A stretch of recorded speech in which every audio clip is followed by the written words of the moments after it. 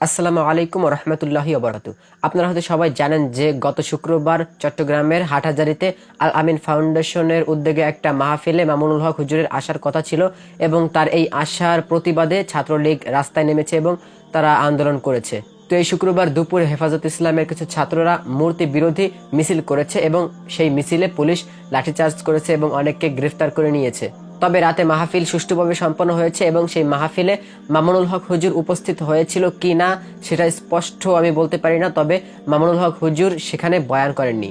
এই মাহফিলের সময় বাবুনগরী হুজুর ছাত্রলীগের ওইসব ভাইদের উপর একটা বিষয়কে উল্লেখ করে বদদোয়া করেছেন এবং বলেছেন যে তাদের উপর যেন আল্লাহর গজব নাজিল হোক।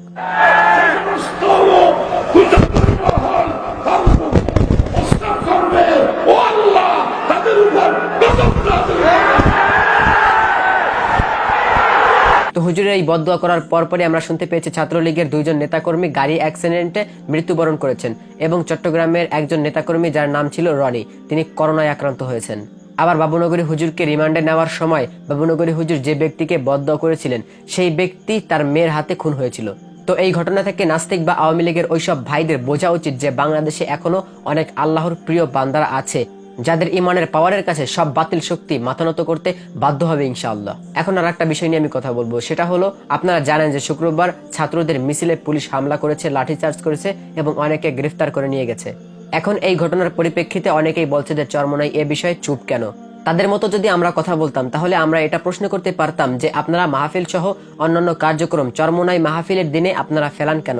কারণ আপনারা কি এটা চান যে চরমোনাইয়ের যারা সামর্থ্য আছে তারা আপনাদের মাহফিলে বা আপনাদের কর্মসূচিতে না আসুক এবং আপনারা চরমোনাই মাহফিলে না যান?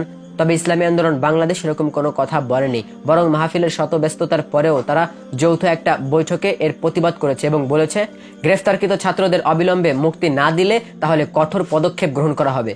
তো এখন আপনারা চিন্তা করে দেখুন তারা একটা দলের উপর কতটা মিথ্যাচার করছে।